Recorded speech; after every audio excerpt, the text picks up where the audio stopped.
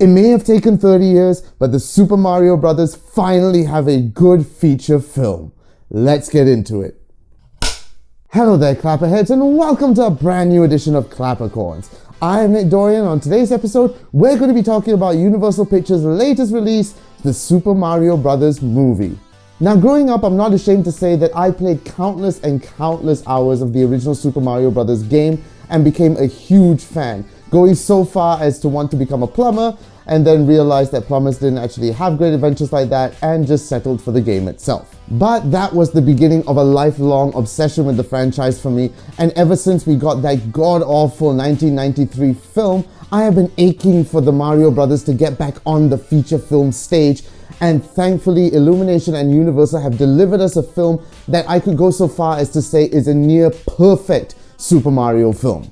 The animation style, the writing, the tone of the film, everything about it just fits to what the game represented and what we all remember the game to be. Right from the moment the opening credits start, you know you are in for a fun time because you get that nostalgic hit of the original game tune, and once you go into the world of Mario, you know this is what you've been waiting for. The director and writer knew exactly who they were targeting when they made this film. It was made for people like us, people who had grown up with the game or even grew up with Nintendo itself. There are so many references, both visual and musically, that just fill you with so much nostalgia that you can't help but have so much fun while watching this. Honestly, there are so many references in this film that I can't even count on my own hand. It just blows my mind how much they managed to fit in. And speaking musically as well, not only have they added references to previous Mario games within the music, but they've added some banger hits that after you leave this film, you can't hear those songs the same way again. You're gonna listen to them and be so pumped up because of this one film.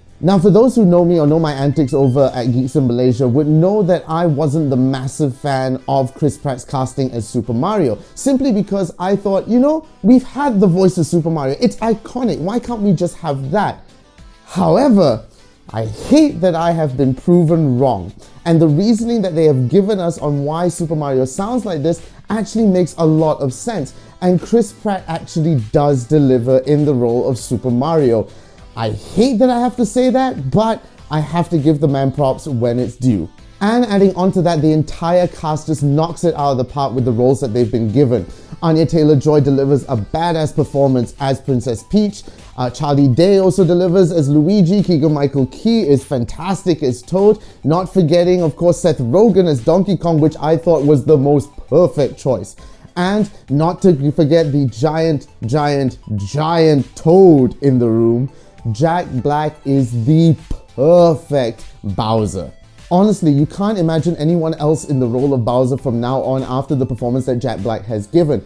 And if you've been living under a rock, you would know the song that has come out of it, and it will get stuck in your head for days. And let's keep our fingers crossed it's going to get nominated for an Oscar, because we need to see Jack Black perform this particular song on the biggest stage in Hollywood. Now, there has been a little bit of controversy over this film and the way it's received by both critics and audiences alike. The critics aren't really fans of it, and the audiences seem to have lapped it up. And you know what? I'm on the side of the audiences with this one. At the end of the day, this is everything the movie should be. It's hyper, it's loud, it's energetic, it's colorful, it's vibrant. It's a Super Mario Brothers film, and that's what makes it work so well. And once you go into it knowing that, you are going to have an amazing time, because it is what it is.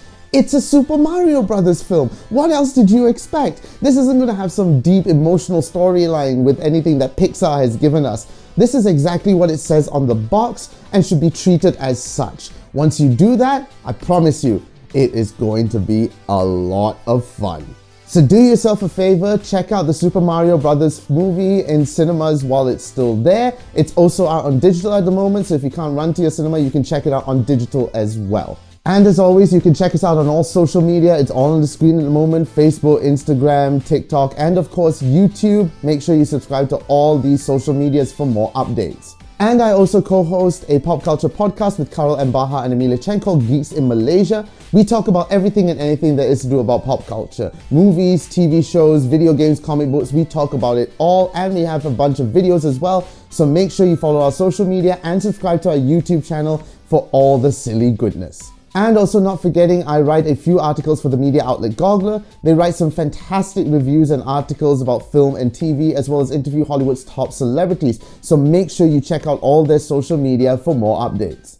Thank you so much again for watching. I am Nick Dorian, and as always, keep watching the movies.